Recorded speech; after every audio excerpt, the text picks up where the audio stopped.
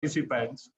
And it would have been difficult, actually. Many people from outside Delhi may be also, linked to this and would be attending. Sir, it's a great honor to have you, sir.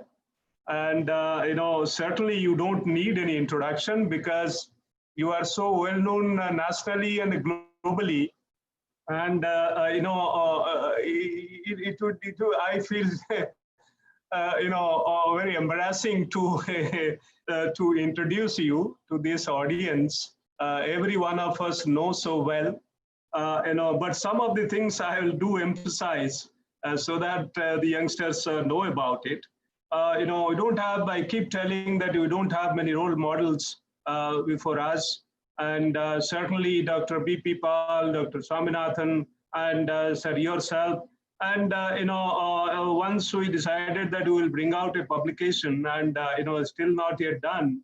And so these role models are required to be actually appropriately described and then appreciated so that the others appreciate and they know, particularly the students and youngsters, because shaping the life of youngsters requires role models. And sir, you are one of those.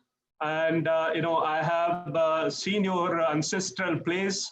I have visited that. I was fortunate to visit your place, sir, in Ajmer.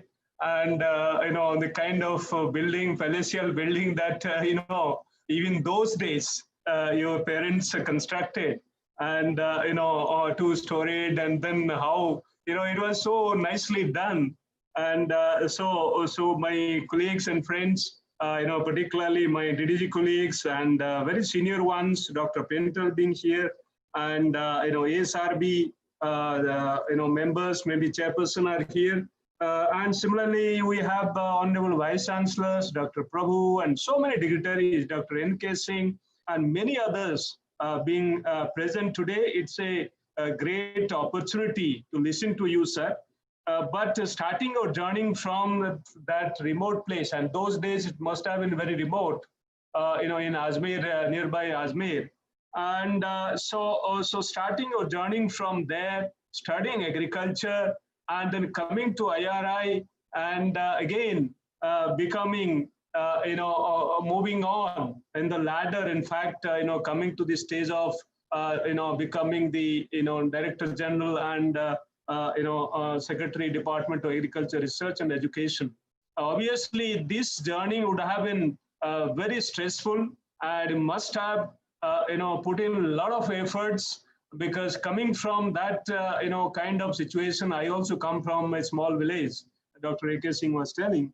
So it takes quite a bit of energy and effort to, first of all, establish and have one's own roots, because unless one has that, nobody is, going to really lift you and put you as in that position. So certainly, sir, that kind of remarkable contributions as a breeder, as a scientist, and subsequently as an administrator and policymakers, the kind of footprints you have left behind, sir, that is unparalleled. And I doubt in the future how many can really, come to that kind of position or even achievement, what you have done in your lifetime. In fact, and you continue doing that. So that's the remarkable part of it. And, there's no rest, in fact. And the kind of contribution you have made, I don't think, although I am in the same position today, but you created 33 institutions. That's something which is unthinkable today. And, nurtured each one of them. We are with great difficulty trying to maintain them. And building those institutions and, and nurturing them, that was something which was very, very remarkable. And, during those days, emphasizing on hybrids. And, my introduction would be a bit longer than expected. So that's required. So as I said, we need to know our role models, and the youngsters must know that. That's now 790. So obviously there will be a large number of youngsters. So this is what, puts Dr. Paroda at a very high pedestal. As Director General, not only this, the hybrid program, several other programs which he actually spearheaded, including the NATP, now subsequently we had NAIP, and today we have higher education project. But the way it was designed, and in fact, subsequent programs, they copied many of those provisions which were there in NATP, and which was so nicely planned, elaborately planned. And that is what they're all beautiful examples of your dynamic leadership, visionary leadership, and that all we always discuss about it and then try to emulate. When not only there, before that, when you were on Director NBPGR, the kind of gene bank you create, on parallel, in fact, globally it is recognized. One of the largest gene banks, and today more than 4 lakh germ plasm, maybe close to 4.5 lakh germ plasm being preserved there. And, the country takes pride in this. And the kind of legacy you have left behind by way of creating this facility, that is something, again, for all future generations should remember you. And not only here, the kind of contributions you made in the field of germ plasm, that has been recognized. For instance, ICAR has their gene bank, named in, by your name. So similarly, there are other, gene banks globally, which are named, accordingly. And these are kind of recognitions which, are very difficult to actually achieve. But you have done that effortlessly because that is so ingrained in your character. That is something I would really request my youngsters. It has to be ingrained in your character effortlessly all the time, without rest, continue doing, without any expectation. And that is something which is, very rare to actually find in persons in today's world. And that has given you not only, awards and honors, recognitions across beyond borders of the country, globally. That is something, again, after Professor Swaminathan, maybe you are the person so, eloquently and elaborately recognized by, so many organizations and countries and associations. Of course, the country, India has also recognized you with Padma Bhushan, but it's more than that, actually. Padma Bhushan is only an indicator of all that you have done, but it's not all. It's so, difficult to describe by 1 or 2 awards, whether it is Rafi Ahmad Kidwai Award, whether it is Om Prakash Bhasin Award, whether it is Borlag Award. There is a long list of awards that have been, conferred on you, nationally, and similarly the international ones. And that's something, again, lifetime achievement awards and, and national awards. For instance, Ministry of Vietnam and also the Ministry of Agriculture of Armenia. So you have kind of a huge garland of those recognitions and awards, a very long list. And there are only few examples which I cited. And kind of institutions globally you have created. That is something, again, I don't think anyone in the country has done that. For instance, kind of APARI. Now I am associated with that. The APARI that you built, in a few, Bangkok, and which now it's very vibrant today. And 20 years you remain executive secretary and continued the efforts of APARI. And now, as a Asia Pacific Association of Agriculture Research Institutions, many universities and institutions are now part of this. And it has become grown so huge, today. And as I see, very close interactions and with the countries and representatives that is happening today, that all your vision that has been translated so well. And 20 years you spearheaded that. And similarly, GFAR, the Global Forum for Agricultural Research in FAO Rome. And wherever you have been there, and you served as a founder president of this, that too almost 12, 13 years. And that is something, again, you have your own footprint there, very remarkable footprint, and that is, unparalleled. Similarly, not only this, in the CG system, you remain so active in terms of not just membership of the Board of Trustees, but also as chair of the governing board of ICAR-Indian, and choosing at a very crucial time when there are difficulties, and ICAR-Indian was passing through, and then choosing the kind of DG ICAR-Indian, which remarkably contributed subsequently 2 terms. And so they are the kind of footprints that you have left even at a global level. And similarly, several global conferences. We arrange one and get tired, but you keep organizing them, whether it is GCARD, or whether it is the global conference on women in agriculture, or starting with crop science, Congress in India, huge one, and Honorable Prime Minister inaugurating that. And subsequently, the most recent one, the International Agro-Biodiversity Congress. Again, Honorable Prime Minister inaugurating this. They are some of the examples, and they're so inspiring, sir, these examples. And we always see at this, look at these, to follow them. And I believe my youngsters who are now 800, there was 900 something, and now 814.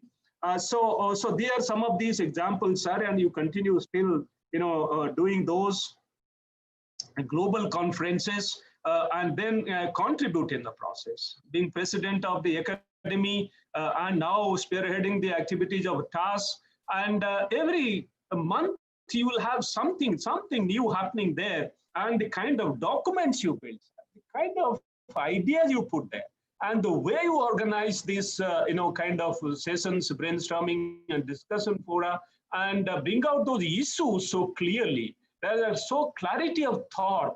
So that is something, again, remarkable. And not many can speak and many can talk, but bringing those exactly in a systematic manner, in adequately describing those and putting those words and phrases, and giving so nicely those ideas into kind of putting them into action formats. Again, they are again remarkable. And the kind of science congress organized in Susa campus, that is always remembered, sir, the efforts that you put in and the way it was organized. So this is actually innumerable kind of recognitions and then contributions, sir. And I can keep on describing. There are only a few I have placed before today's participants in this webinar. Whether it is as a DDG crops, or whether it is DG, whether it is ICAR-Indian, whether it is international, whether it is ICARA. I left that chapter, whether it is ICARA, and everywhere. So your marks are, nobody can actually, they're indelible marks rather. Very difficult to wipe them up, and they would remain in the memory of everybody, and a true role model for every one of us, and for the whole country in the arena of agriculture, those who are associated. And I'm sure your today's lecture would be equally inspiring, and a path finder again, and giving us new ideas, opportunities, directions, and guidance. And we will certainly greatly benefit from your thoughtful, lectures, as it has been always. So very warm welcome to you, sir. I have taken more time, but that was required, sir. There are many more things I know, but I can't speak everything. Time is limiting. So with these few words, sir, so I welcome you, sir. The floor is yours. Please go ahead, sir. Thank you very much, sir, for kindly agreeing.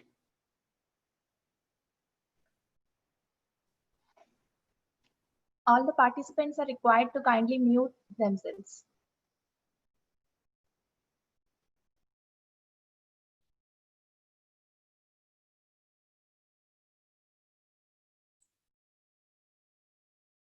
Sir, you are muted. Unmute yourself, sir.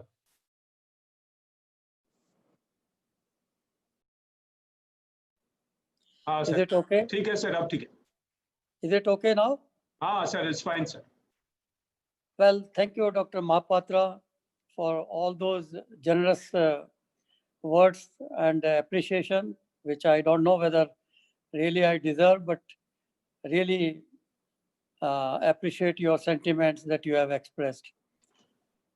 Thanks also for agreeing to chair this lecture. I would like to especially thank A.K. Singh, the director, the new director rather. I wish we had this kind of lecture in the BP Paul Auditorium and congratulate him for taking over. But COVID-19 is forcing us to work from home. So my best wishes for your success in this new prestigious position. I also would like to thank Dr. Rashmi Agarwal and all those colleagues who are participating today, like Dr. Pantal, Prabhu, Dr. Mishra, N.K. Singh, H.S. Gupta, and others, and the faculty members of postgraduate school and genetics club. I consider it a privilege to deliver this 27th Dr. B.P. Paul Memorial Address, as I myself had been the last batch of students admitted by him as director IRI at that time. I had a long association, not only as a student, but later on also with him through various ways and interactions. I would like to इस number also, से phone आया था, hello, ये वाला बात कर लीजिए. बंद any करिए. problem? Hello, Yes, sir. Anybody behind, talking Right, sir. behind should stop it. Roy, you mute yourself.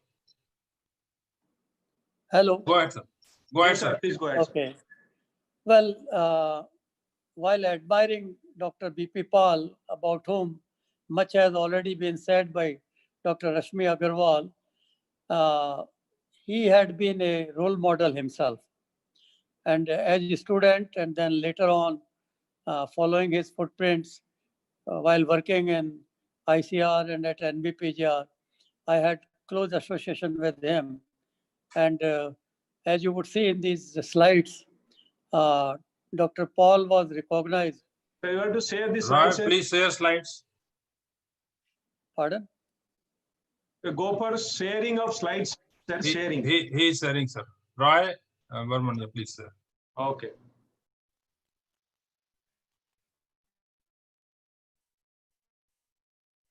Yes, sir. You can go to the next one, Roy.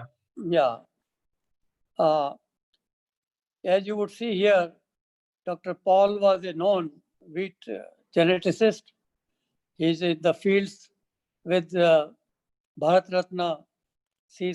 Subramaniam ji, and he had been also a great rose breeder and came out with many interesting and important varieties which are even today known in the country and are being appreciated.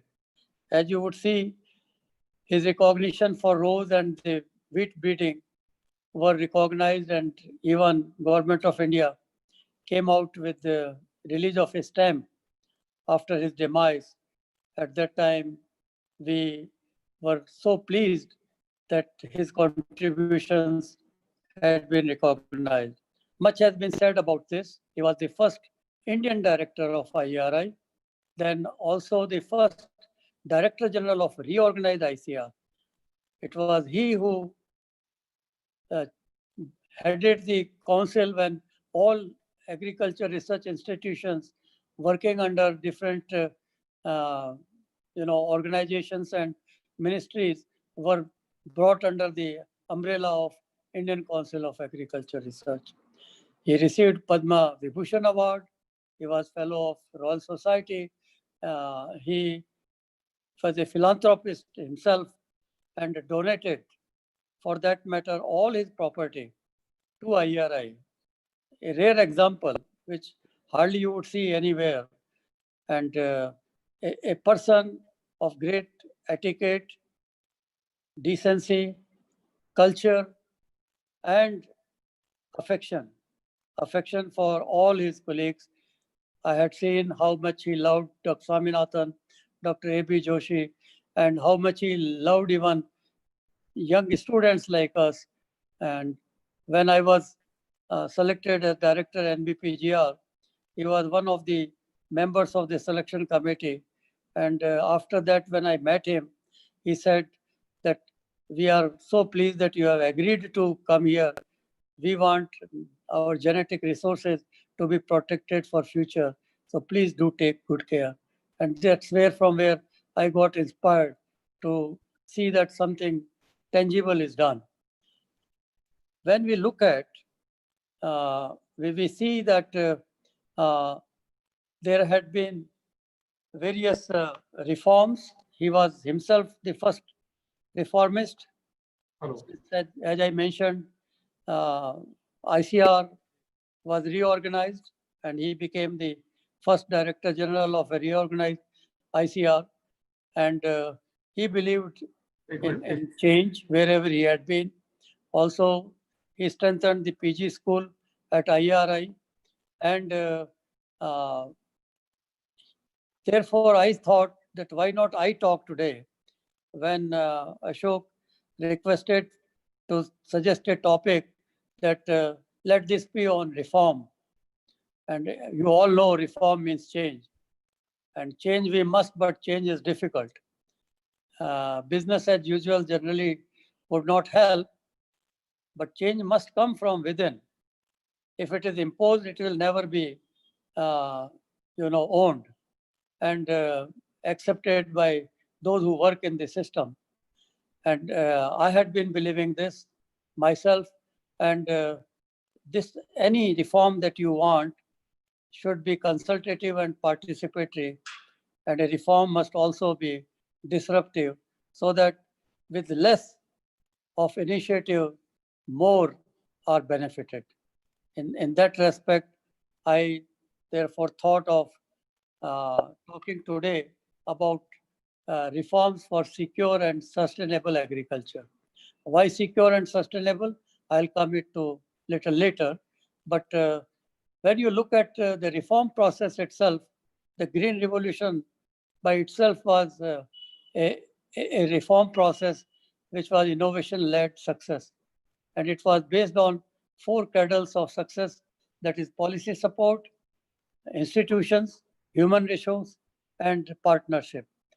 I will come to them briefly. The first Prime Minister had said, everything else can wait, but not agriculture. And there was a tremendous effort to have capital investment in agriculture and create required infrastructure, which helped us in achieving Green Revolution, or else it would have not been possible.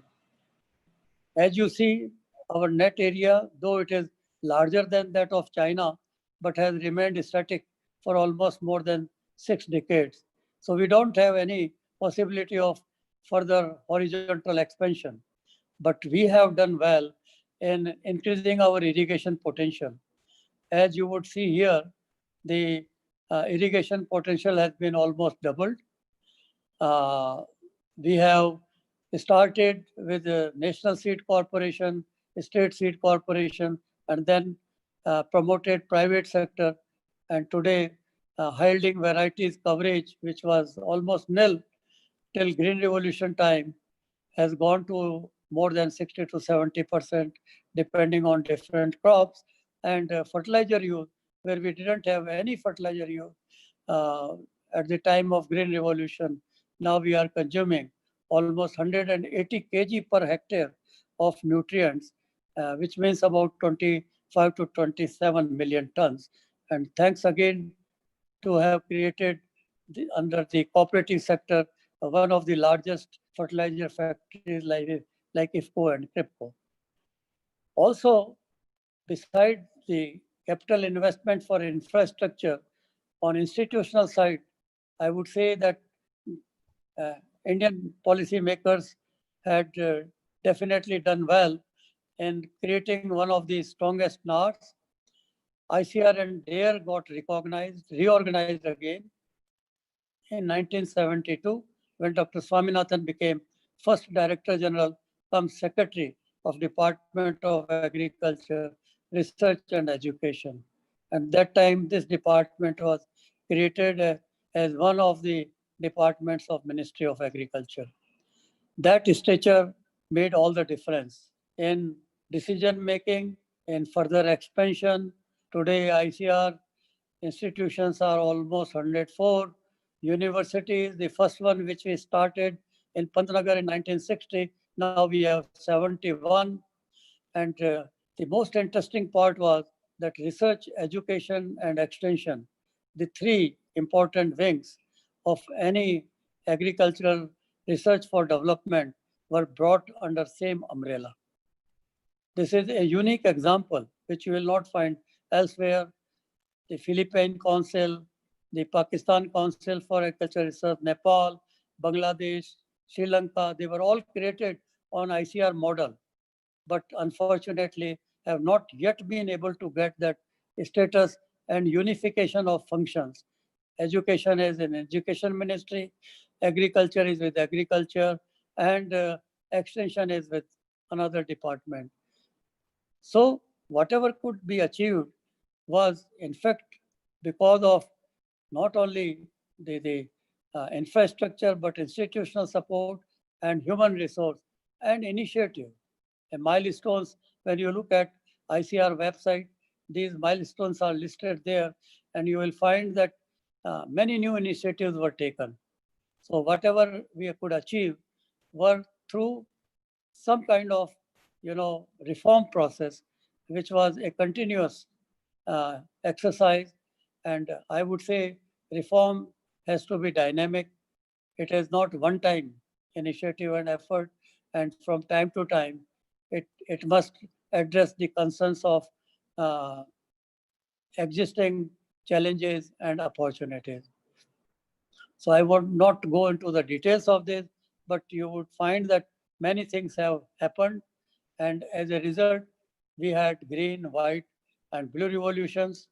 We had six-fold increase in food grains. We had almost tenfold increase in horticulture. Horticulture production has excelled even the food grain production for last 5 years.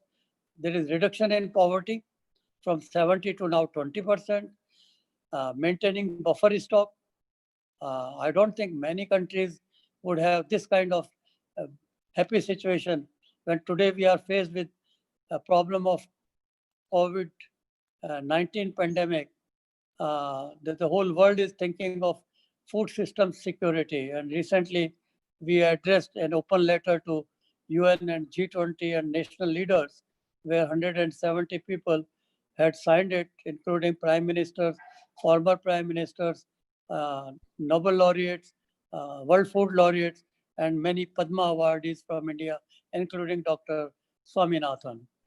And there it has been addressed that if we do not take care of our food system and ensure its availability and mobility around the world, perhaps there will be more misery, and there will be more concern for future health because of lack of immunity due to the non-availability of proper nutrition. Milk, almost 8 to 9 times. Fish production, almost 12 times. And this not from the marine capture, but has come from inland fishery. This was never there before 6 decades ago. And now you see amazing progress that country has made. Thanks again to institutions, human resource, technologies, and progressive farmers, along with the support of the government in regard to including export as well. Today, India is exporting about 20 million tons of food grains. Our export globally from agriculture are around 40 billion US dollars. And this year we have had record production for food grains, rice, wheat, maize, oilseeds, and cotton. It's a great scenario.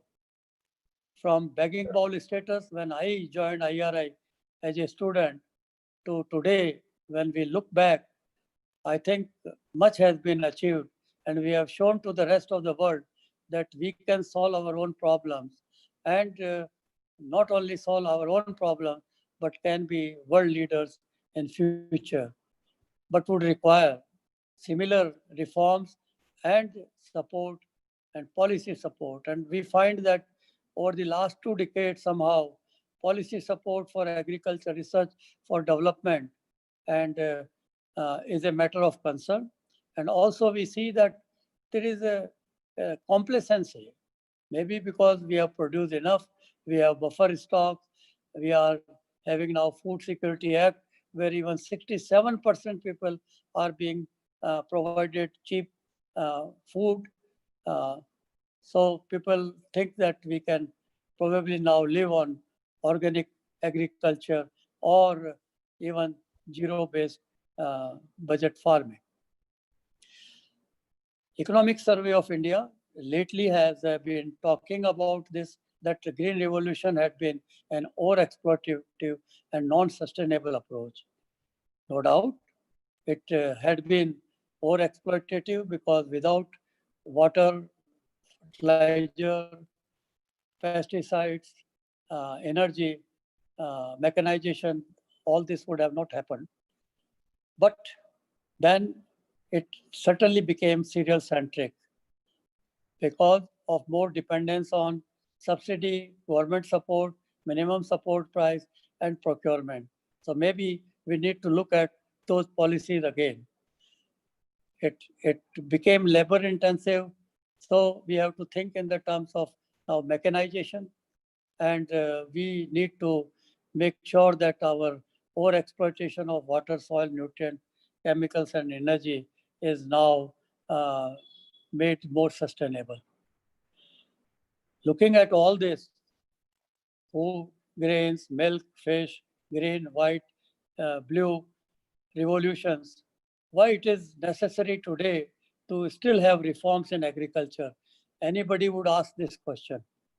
And for this matter, when we look at challenges, we have to realize that there are global challenges as well as there are national challenges. Global, like, sustainable development goals, poverty, hunger, malnutrition, climate change, and now COVID-19. And yesterday only you might have seen on the television the ingress of locust has come in. It's going to be a serious problem again, which we thought we had solved decades ago. So there are problems which are not recognizing geographical boundaries and would require a global initiative. And there are also problems relating to national level, which means increasing income of the farmer, which has gone down.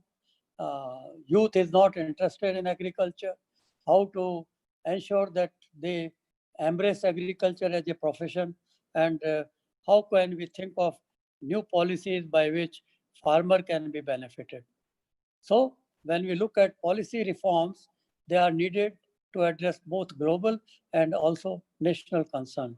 And it is for that matter, a committee was constituted by Government of India through initiative of Principal Scientific Advisor.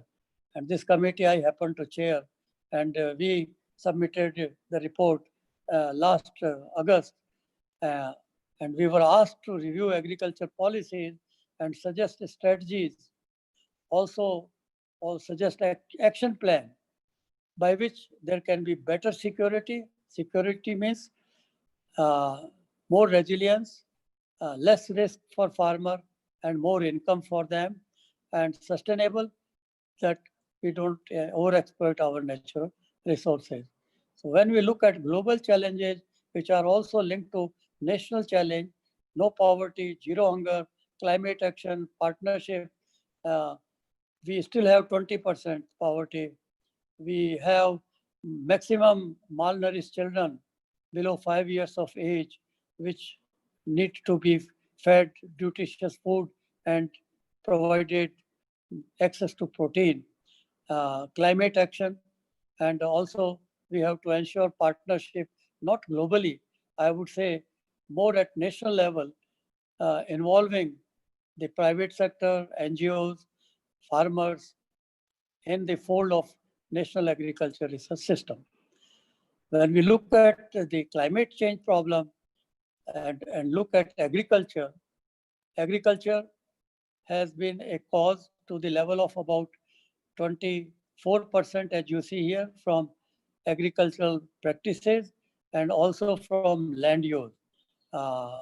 We see that uh, there is definite concern from livestock production, uh, the carbon emission which is taking place, greenhouse gas emission, are because of lack of proper management of our livestock, which is a large number, the misuse of fertilizer, very low efficiency of fertilizer, efficient rice production we have to think of.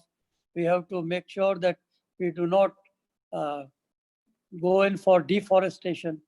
We try to think of not having burning of straw, and also think in terms of not having degradation of our land. And so Paris Agreement requires the targeting of 2020 for three aspects. That is reduction in emission intensity. I think we are doing well, going in for the industry which is not based on coal now, which is green, and also switching over from use of diesel to CNG and so on. Electric mm, railways also. And when we look at the non-fossil fuel sources, India seems to be a world leader today for solar energy generation. And we are doing well there.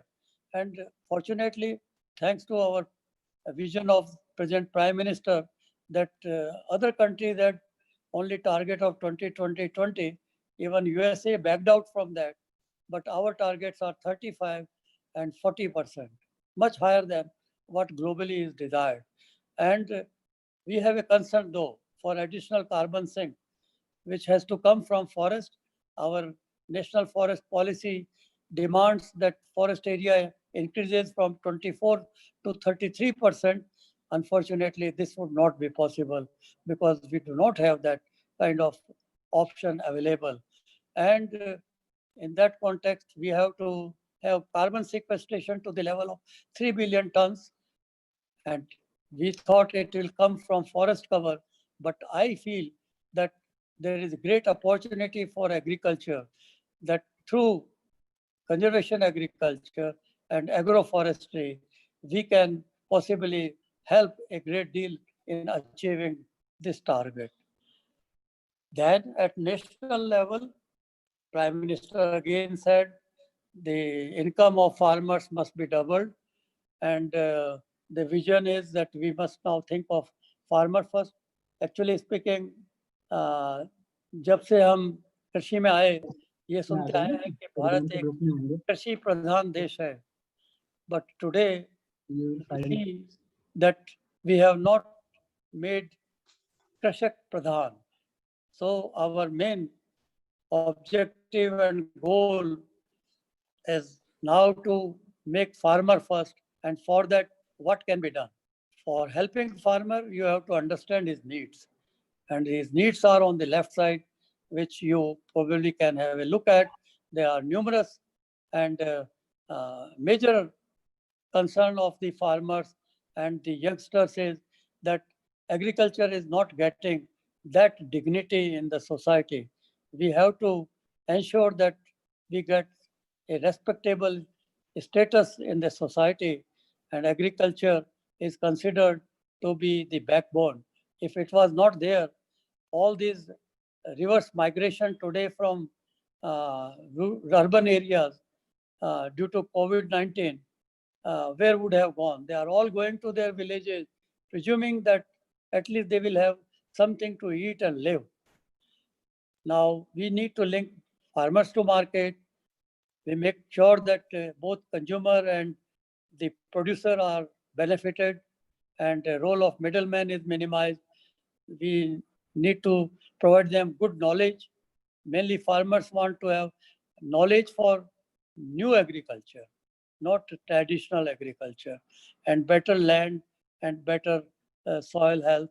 And for that, certainly there has to be more investment. and commitment. And that commitment is forthcoming, but probably would need much more aggressive approach in that direction.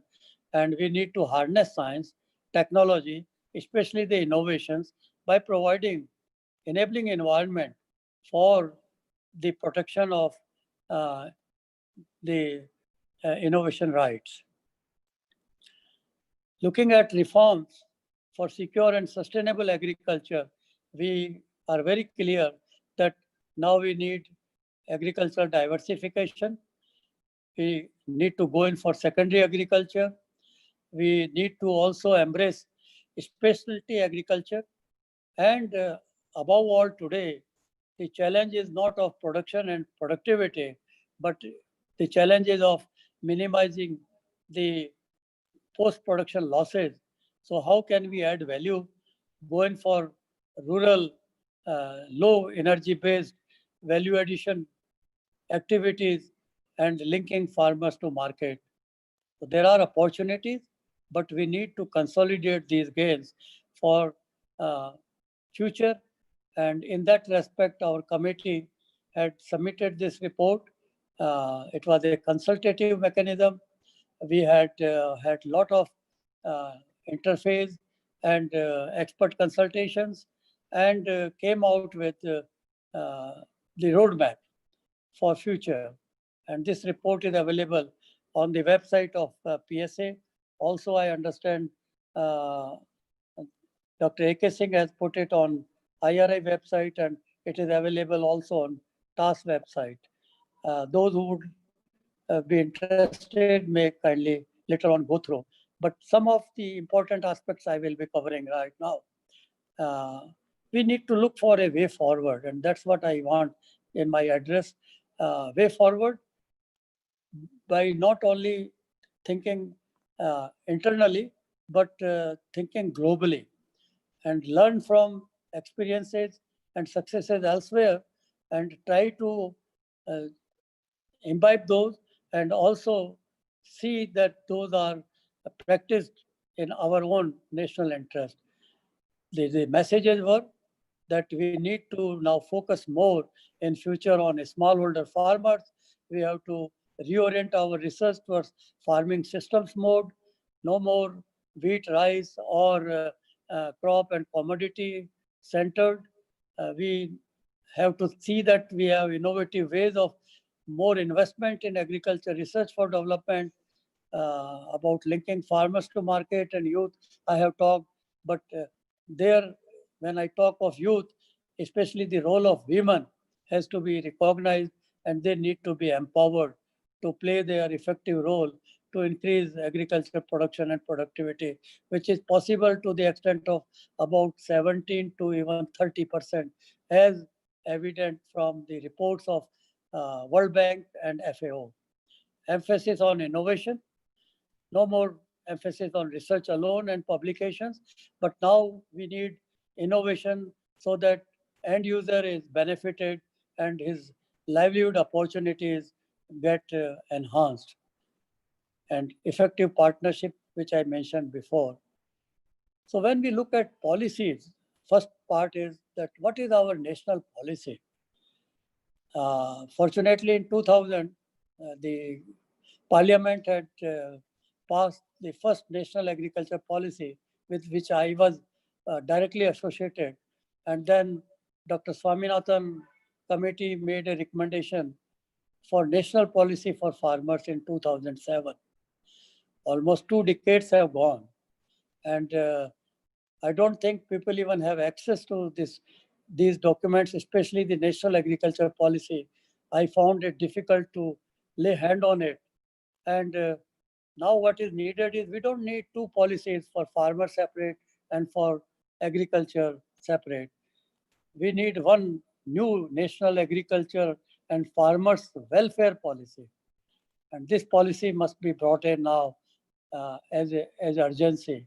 And this policy should try to address all those concerns of security and sustainability, addressing also sustainable development goals.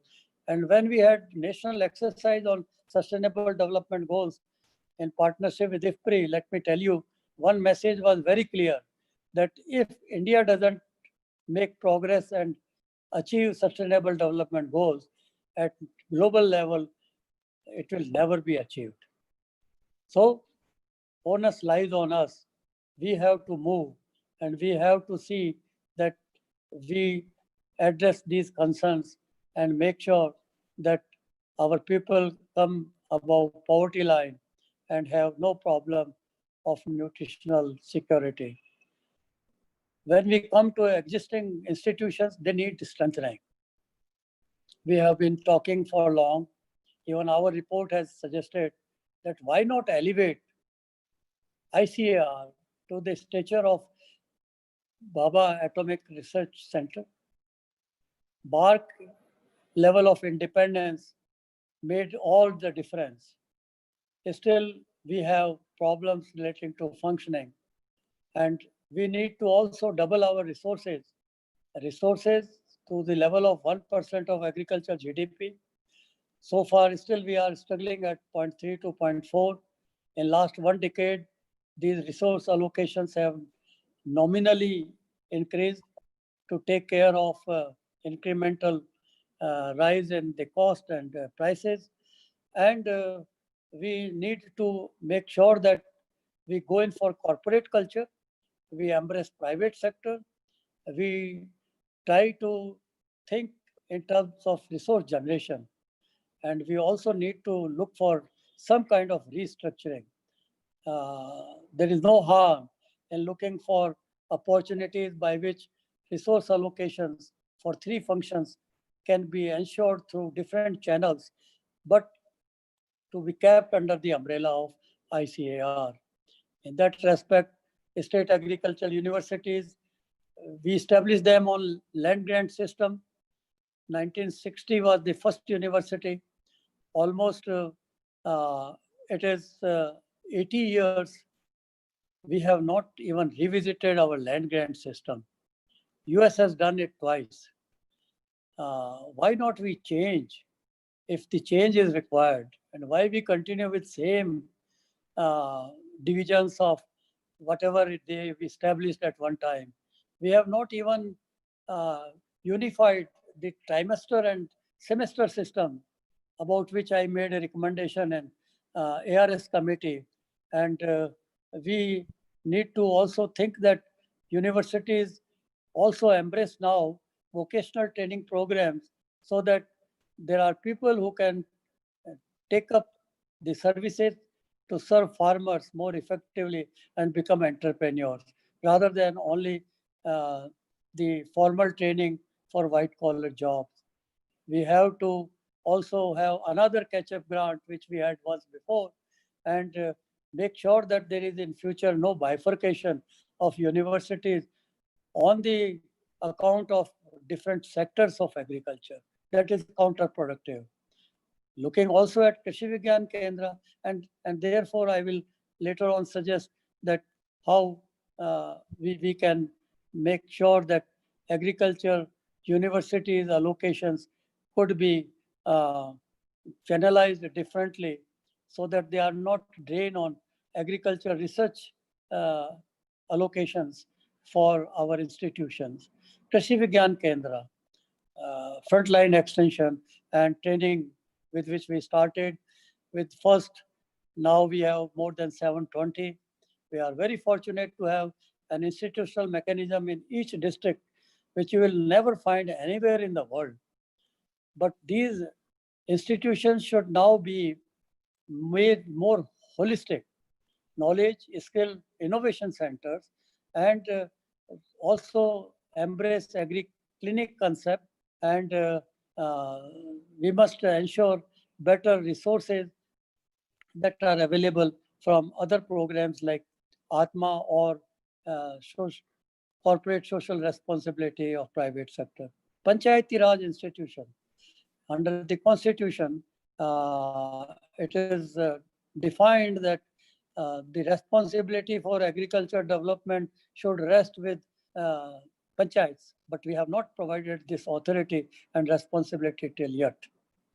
they can also play a very important role because they know what is required at local level and how to coordinate various programs and initiatives.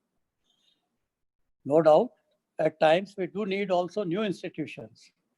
And here I am not trying to suggest many, but a few very important ones, those which we have recommended in our report.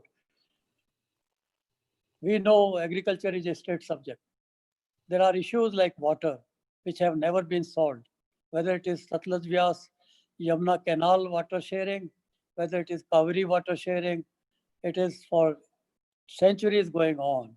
We have problem of land uh, holding, land consolidation, and also land bifurcation. We have problems relating to marketing. I'll come to those also later. The interstate transfer of produce is not permitted. And then we also find that education also is differentially treated in different states. So for interstate coordination and interministerial coordination, because agriculture ministry has also been divided into various different ministries today. Even animal husbandry ministry is different today than what it used to be before with agriculture. So we need a kind of coordination and convergence mechanism like that we have for GST Council. So we have recommended that why not have National Agriculture Development and Farmers Welfare Council headed by Prime Minister and participated by all concerned ministers, whether of center or state, and take important decisions like water in Israel is a national asset. No one can claim water because it comes from their area. And they have to decide what water has to be used and for what purpose. Then coming to farmers' welfare, I had been the chairman of Farmers Commission in Haryana for almost 4 years. I can tell you that having a national or state level commission for farmers is perhaps one very important requirement so as to understand their difficulties and ensure that they try to link themselves with the policies and programs of the government to ensure the support that farmers otherwise need. So why not? Every state should have. Why farmers should come to road and then raise their voice for their problems and difficulties? Why do not we have any statutory power linked forum created so that their uh, problems and concerns are redressed periodically? Again, when we look at various programs, and I was myself associated with the review of some of the programs in different ministries as well as in DBT, we noticed that many schemes started almost 5 decades ago are still continuing. Can't we have a revision, a review, external review, monitor them, and have evaluation for the impact?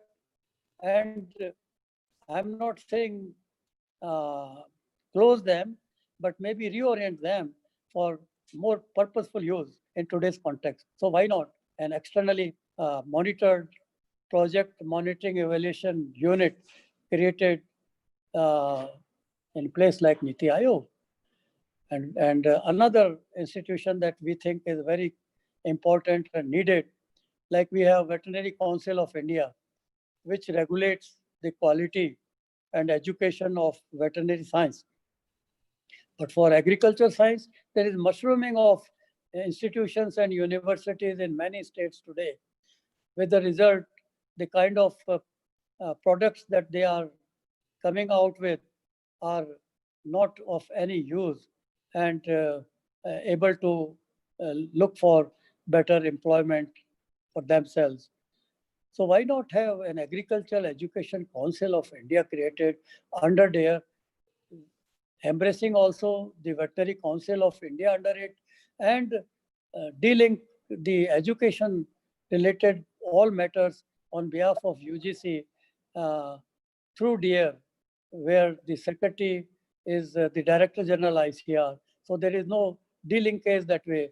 We have done it recently for ASRB to bring it from the fold of ICR to that of DARE, so that it has its own independent functioning. And why not this kind of council then is responsible for the quality assurance and also for accreditation and creation of institutions based on assessment of facilities and availability of staff and need of that particular region and area. So certainly there are options relating to that. We now come to the existing missions. Missions really had been of great help, starting from oilseeds mission, with which I was associated from the council that time, and Dr. M.V. Rao was the mission director. In 4 years' time, we reduced our import of oil from abroad. But now we see that kind of mission and missionary zeal does not exist, because it was well coordinated, well monitored, irrespective of which ministry is participating, which department is participating. And now we find a kind of ritual there. And we examined many of these missions and found a clear need for monitoring them and reorienting them. Also at the same time, like mission on horticulture had made great impact. We need similar kind of missions now for fishery, for livestock. With our report 4 years ago, government started a livestock mission, but then mainly all existing schemes were put in place under it, rather than making it a missionary approach to make a difference. And that's what is now needed. Conservation agriculture, I will come to it little later, why we need it, and protected cultivation, why we need it, and also seed and planting material, why we need it, and youth in agriculture. We need to embrace youth now. At one time, we embraced farmers and brought them into our institute management councils. Why not youth is brought similarly under whether university or ICR institutions where education is imparted. Youth also is brought in fold. Like at a global level, we created YPOD. We have also at national level now created ARIA program. Now we are talking of Maya. So there is definite need for a kind of reorganization and reform. Also, let me briefly mention that we need to harness the science for new gains. And there are ample new opportunities emerging, whether big data through ICT, GM crops. We only released and adopted BT cotton, but not other GM crops for which there is great option. Technologies like bioinformatics, genome editing, drones. Now use of drones for locust control can be of great help. Robotics, artificial intelligence. Why do we provide uniform fertilizer to all the plants in horticulture garden if the need of individual plant is different? Or even in the crops. And we need to have more farm mechanization, small farm mechanization, and also look at improves our soil health, environment, and sustainability, which can only be possible if we now make a difference by going in for eco-regional planning, which is more sustainable, which is based on availability of local resources, and which is based on needs of that particular region. So scientific land use planning is a bigger area which needs to be looked at while we try to bring in reforms.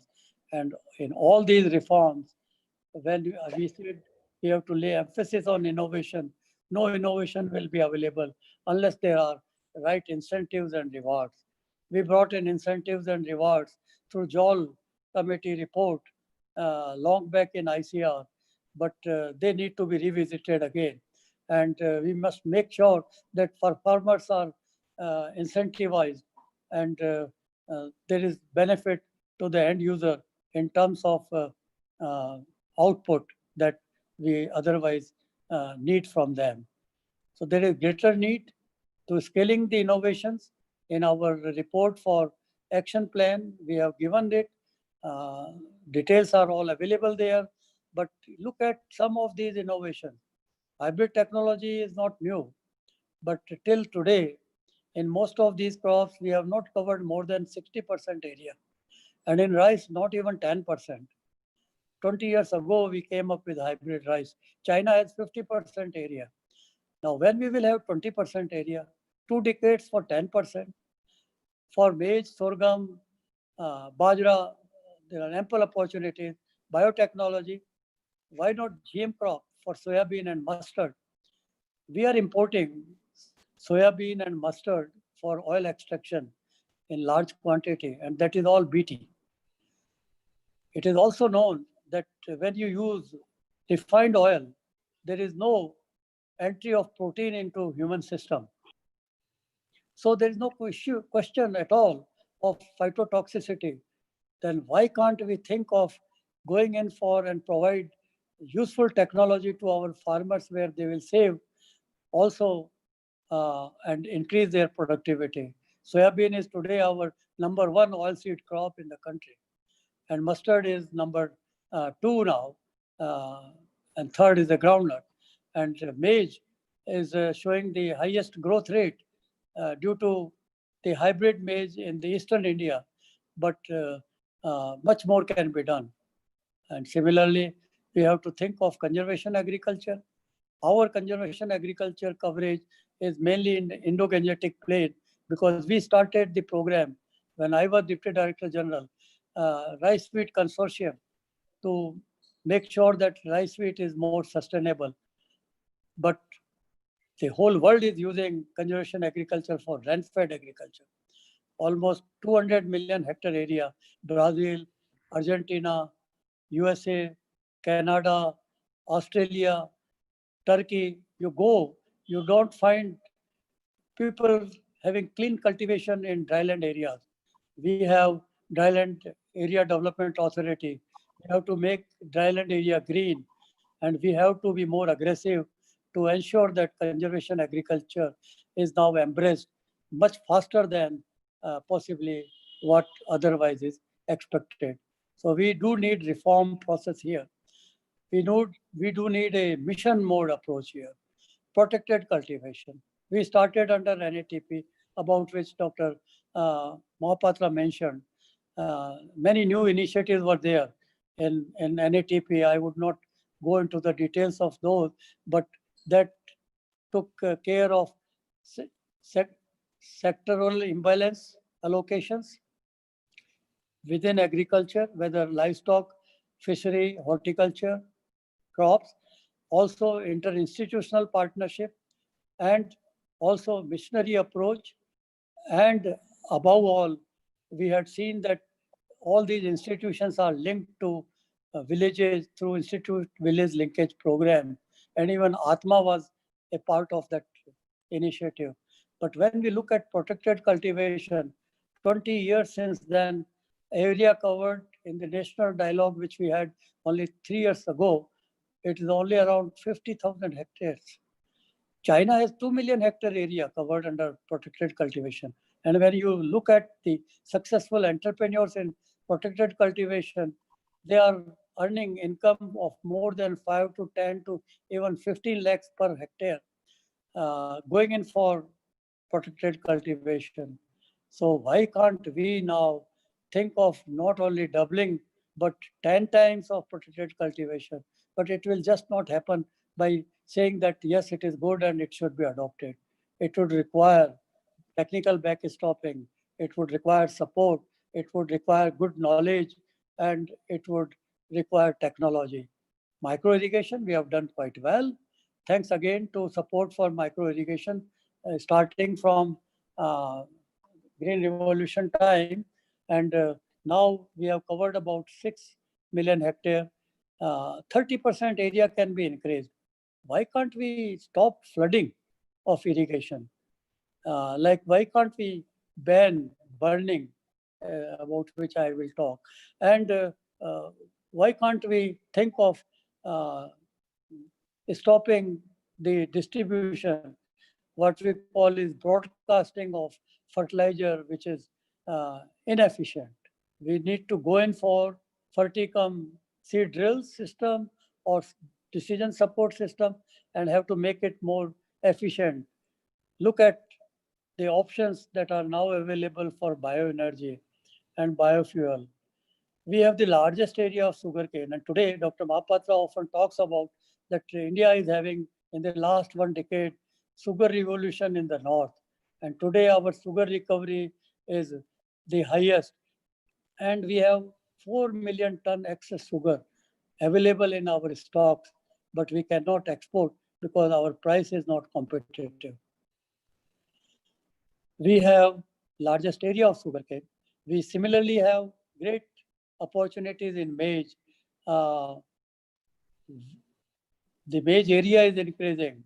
The maize growth rate is highest, and opportunities are tremendous, including even QPM maize.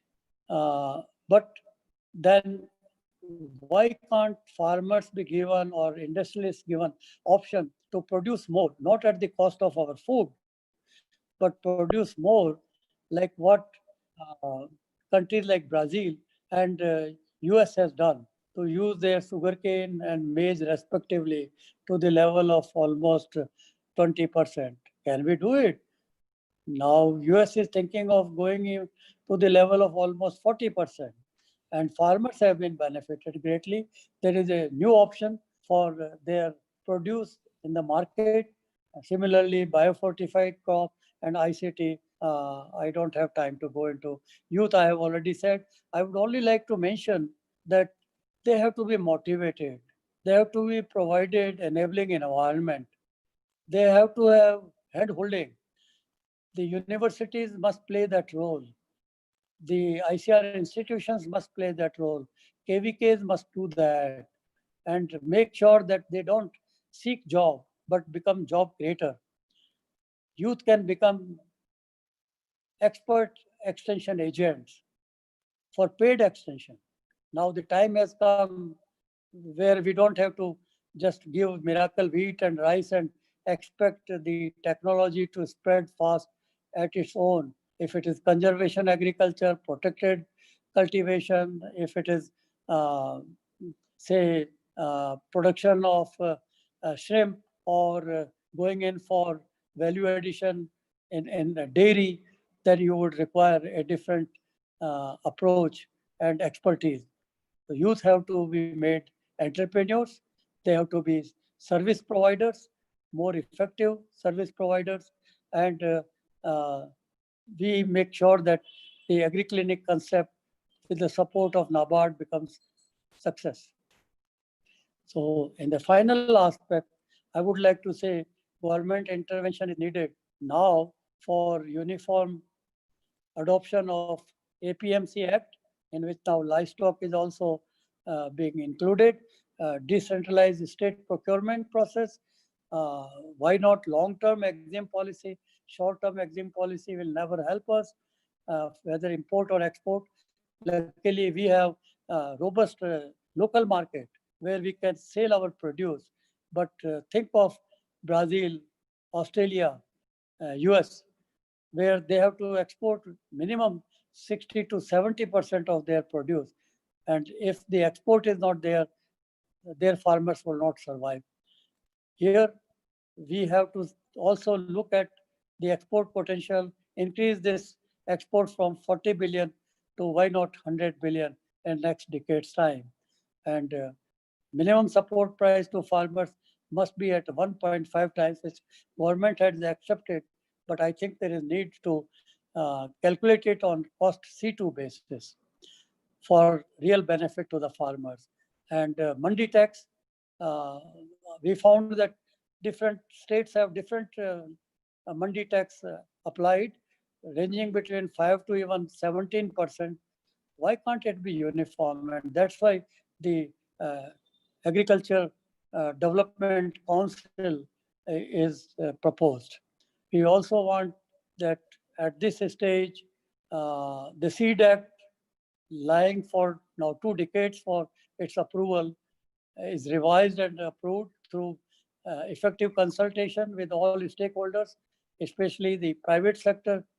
Pesticide management bill also need to be there, but we need not ban the pesticides just because other countries have banned. We must look at alternative and options for the farmers and make sure that the pesticides are available to control their crops. BRI bill, Land Tenure Act to make sure that tenancy is assured for a longer term, but at the same time, landlord is assured of his land.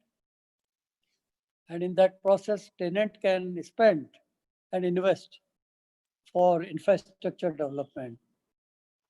Market reform. Why do we have Essential Commodity Act? I'll come to it again later. And subsidies which government is currently giving, both central and state, to the level of about 2.5 to 3 lakh crores. That subsidy should not be for specific items, whether it is fertilizer or whether it is for water or whether it is for electricity. It should be linked to efficiency in farming operations. So we are saying that don't invest more, but use same subsidy, and rather than the process of giving support to farmers of 4,000 or 6,000 per acre, make it 10,000 per acre, but link it with the efficient use of resources through good agronomic practices, so that it is incentive oriented and provided to farmers through direct benefit transfer.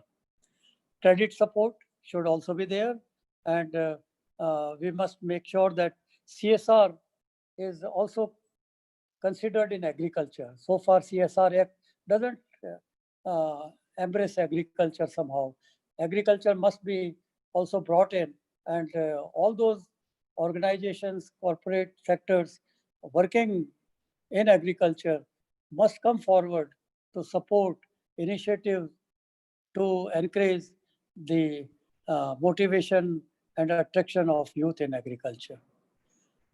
Finally, we are so happy that some of our recommendations, particularly relating to this kind of market reform, has been recently announced. Even for biotechnology, Honorable Prime Minister, while reviewing under the recent lockdown period, had emphasized that we need to embrace biotechnology more aggressively in agriculture. And market reform, Finance Minister has mentioned about it. Why farmers should go to mandis and sell their produce which is perishable and where they don't get reasonable price? Why can't they sell directly anywhere to the producer, to the consumer? And in that respect, these are the slides which were presented by Finance Minister. So I'm just showing them again.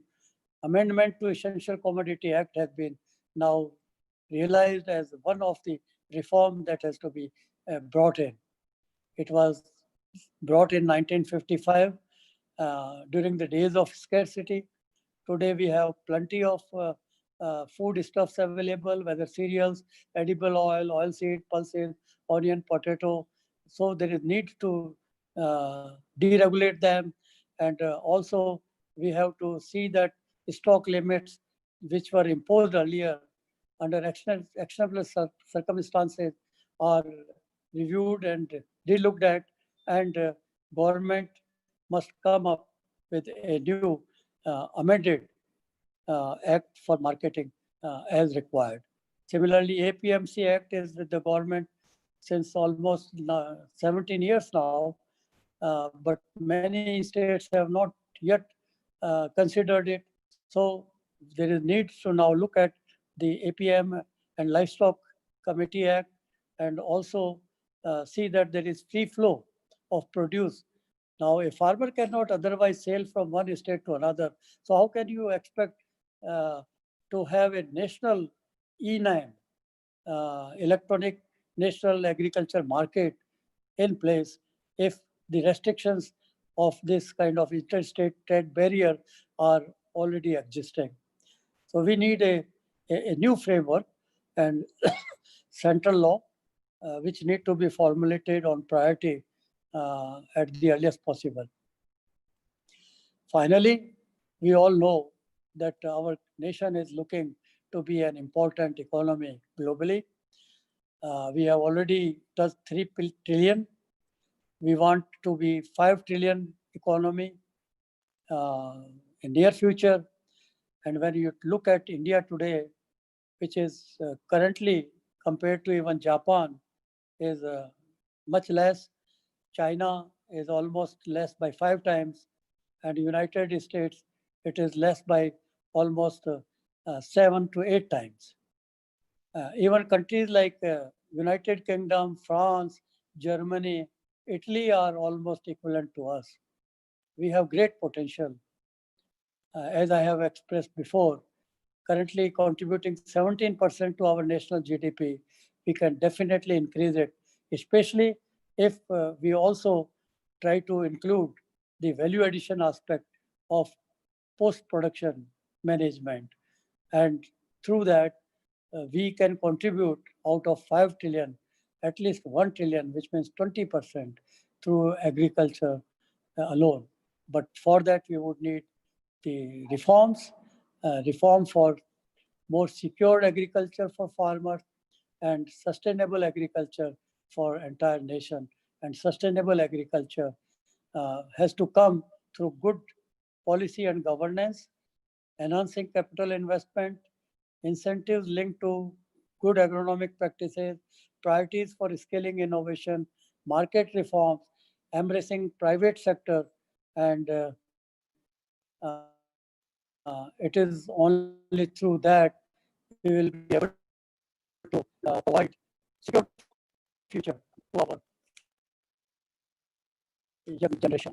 Well, with this, I would like to conclude while thanking again all those who have joined in this webinar, and also to organizers, especially Dr. Mata, all the senior colleagues from the council,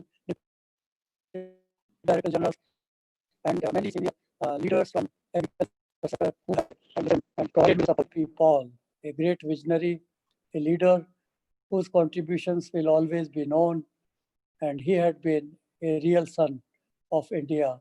And let us finally pay our final tribute to him while concluding this lecture. Thank you. Shashi, low battery lana idhar se. Thank you, sir. Thank for you the very much, sir. Let's give him a big hand. I don't know. Unmute your mic and then clap. Yeah. This is a new way of appreciating online. So we have to see how best we can do that. And this is a wonderful lecture, sir. We all admire your ideas and continued, interest to have a path which would be altogether different, and as you said, disruptive ones, many ideas. So Dr. A.K. Singh, as per program, what you have provided,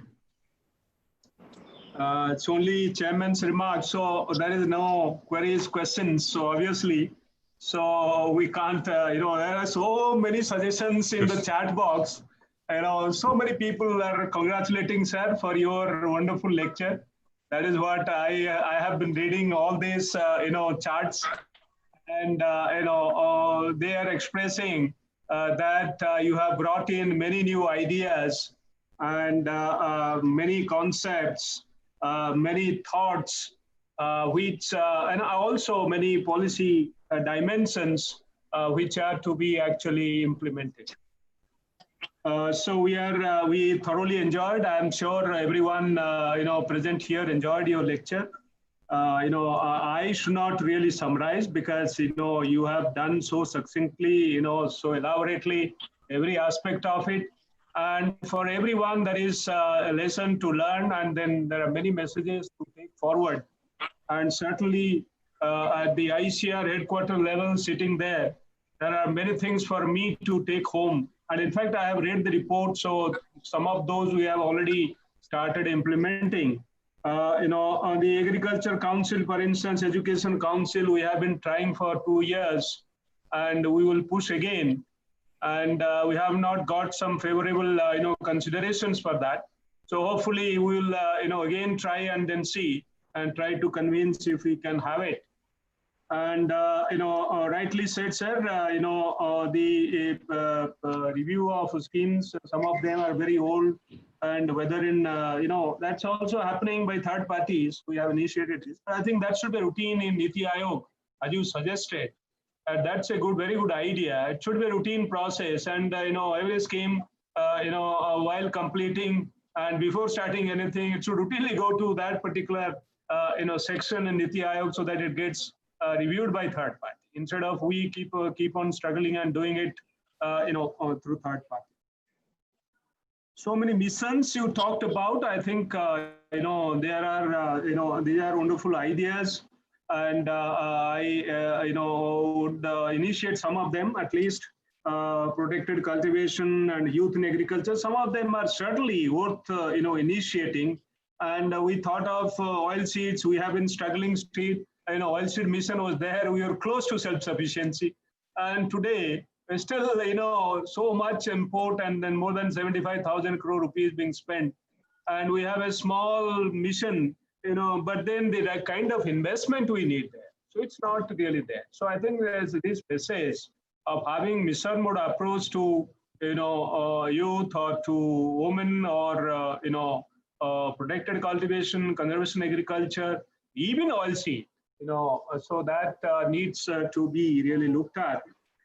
Eco-regional planning, we have already 5-6 ecosystem-based programs we are making in the ICAR. That will be new ones, and that would address your concern of this. And all the divisional boundaries will melt there, and everybody would be there in every ecosystem. And we are this new EFC would include those approaches and then programs, and we would certainly work on those, and I'll discuss more about it. Farmer-centric policies, and both farm and farmer, and then all together. Probably, as you rightly said, the highest level, the councils for the interstate coordination and so on and so forth, and similarly Farmers Council at the national level, at the state level, and several other things which you suggested, they are worth pursuing, and we will see how best we can take those forward. Scaling of innovations, you have been talking about it repeatedly, and we have been actually discussing this. I think these are the programs which Department of Agriculture Corporation should take on again mission mode. Whether it is scaling up, bioenergy or biofortified crops, micro irrigation, all these.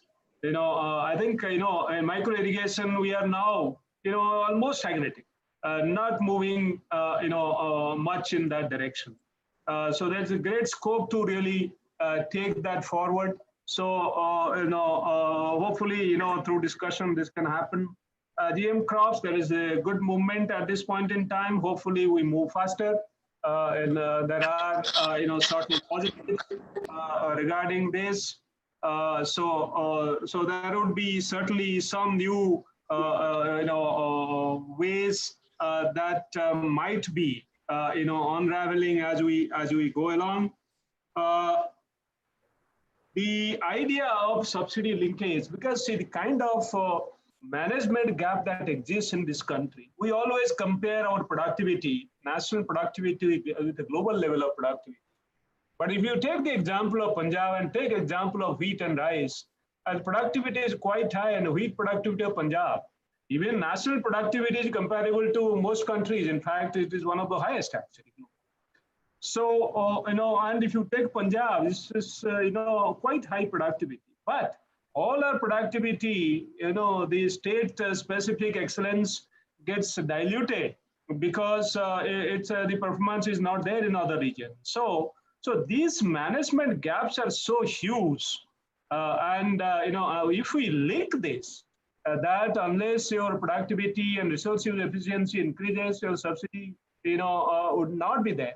How do we impose this and how do we follow this? Whether we can use technology like drones to assess this, and that would be a great push for enhancing productivity. If it is linked to some of these subsidy schemes, instead of randomly without any condition distributing these subsidies. We have many. You said farmer-centric programs. I think we should be grateful to this government for bringing so many farmer-centric programs, farmers welfare-centric programs, whether it is PM Kisan and so on and so forth.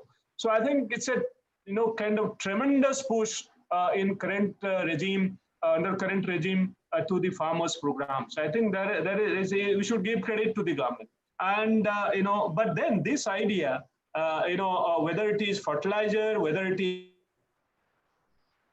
is in PM Kisan or something else, whatever whatever format of subsidy we are giving, and if you can link it to resource use and then productivity, that would be helping farmers to realize more profit and have more sustainable use of resources, and also at the same time we can have a great push towards move towards 5 trillion economy, US dollar economy. And as you rightly said, and agriculture contributing about 1 trillion out of it.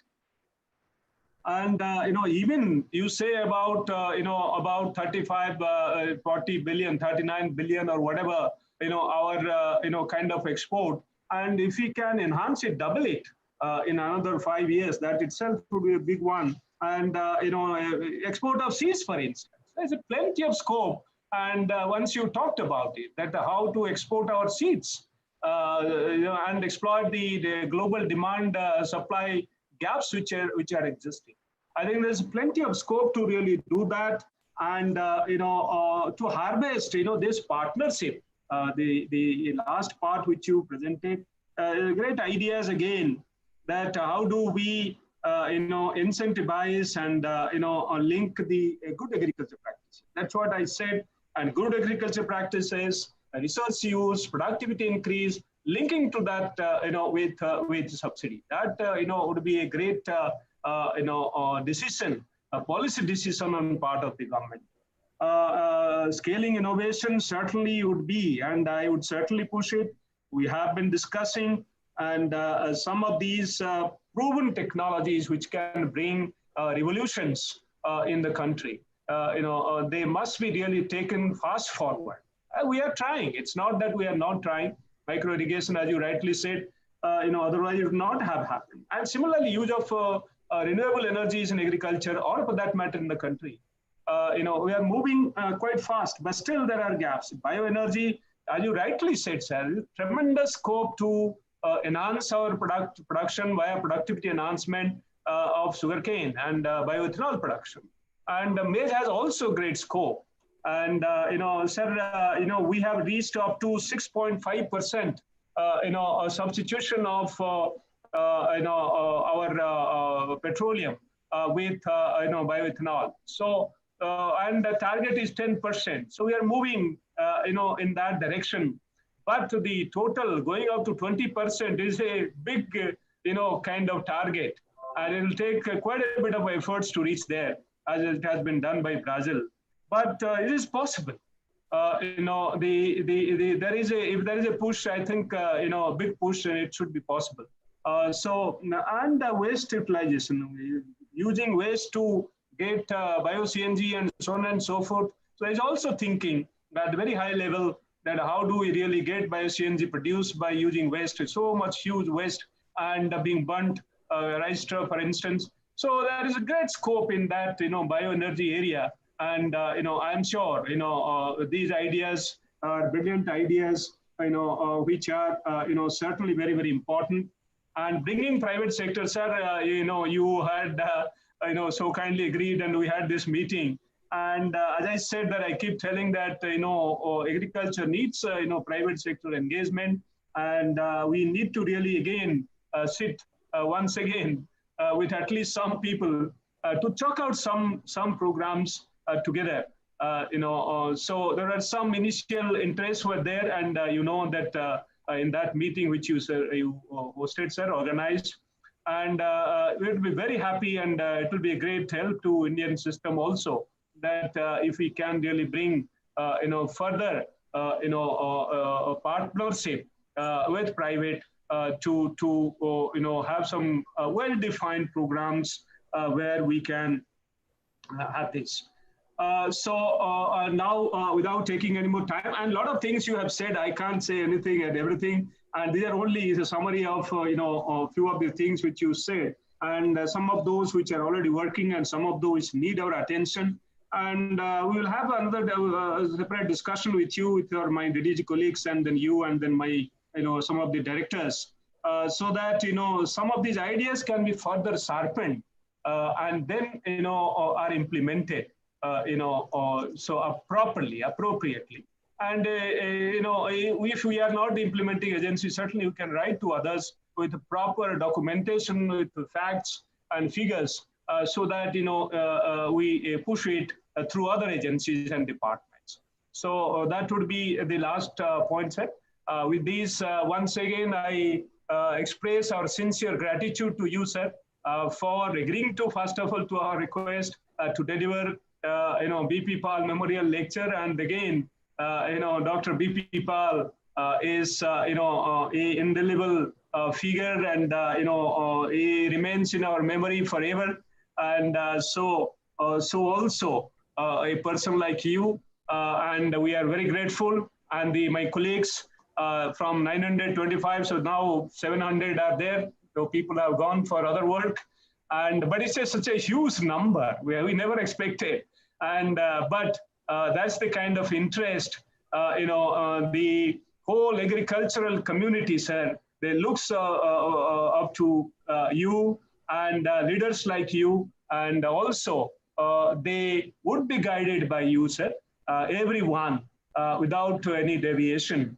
And the whole community, even those who are not really associated with directly with research institution or university, but keep interest in agriculture. They also listen what you say, and on many occasions, and today is no exception. So with this, a tremendous effort of yours, so informative and so educative. So thank you very much, sir.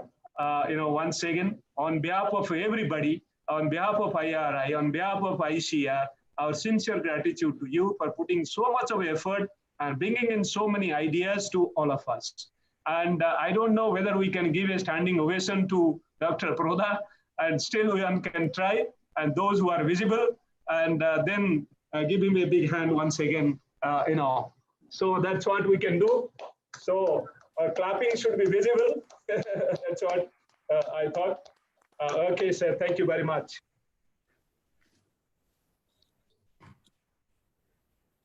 Yeah. Dr. A.K. Singh, sir. Yeah, Harita, go ahead.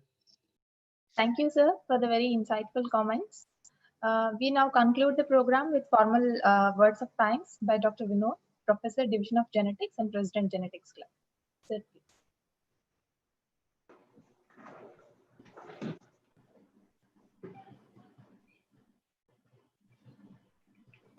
Good morning, everybody. It gives me immense pleasure and joy to propose the vote of thanks on the occasion of 27th Dr. B. Pal Memorial Lecture. First and foremost, I express my sincere thanks to Dr. P.S. Paroda, Chairman TAAS, for taking out time for this important event and delivering this insightful lecture on reforms for secure and sustainable agriculture, a roadmap. I also extend my heartfelt thanks to Dr. Trilochan Mahapatra, Secretary DARE, and DG ICAR for his gracious consent to chair today's event and also for his valuable remarks. My sincere thanks to Dr. A.K. Singh, Director IRI, for his overall support and help in organizing this event in a short period of time in such a challenging situation when most parts of our country are under lockdown due to corona pandemic. I take this opportunity to thank Dr. Rashmi Agrawal, Dean and Joint Director Education, for her inspiring guidance and support. I express my sincere thanks to entire NAHEP CAS team for their support in organizing this online event. I would like to express my special thanks to Dr. Rajarshi Roy Burman for his untiring efforts in managing the event online. I profusely thank Dr. Harita for comparing this program. I would also like to record my deep appreciations to Dr. K.M. Manjaya, Associate Dean, and Dr. Gyan Prakash Mishra, Secretary Genetics Club, and his team for their wholehearted support. I express my gratitude to all the dignitaries from IRI, ICR, ASRB, PPBFR, and many other organizations who have joined on this occasion in this lecture. I'm also thankful to heads, professors, faculty members, scientists, and students from IRI program online and attended in large numbers. Once again, I would like to thank each and everyone for making this event a great success. Thank you, Dr.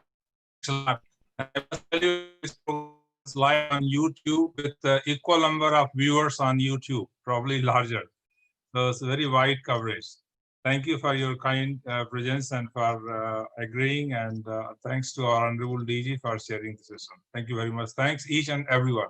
Thank you. Thank you. Thank you, sir. Thank you. Thank you very much. Thank you. Thank you. All the best. Thank you. Okay then. Thank you, sir. We will Okay, end the bye-bye. meeting. Yes, Bye-bye. thank you. Okay, bye-bye. All the best. Thank you. Yes, Thank sir. you. Thank you so much, Thank you, sir. everybody. Welcome. Our pleasure. My pleasure. Yes, sir. Thank you. Thank you, sir. Thank you all. Thank you, sir. Thank you all. Thank you, Professor Mishra. Thank you, Rashmi. Thank you very much. Okay, Roy, you can now Close call it. off the meeting. Okay, sir. Thank you, sir. Thank you. Thank you very much. Thanks. Thanks, Dr. Barman. Thank you, madam.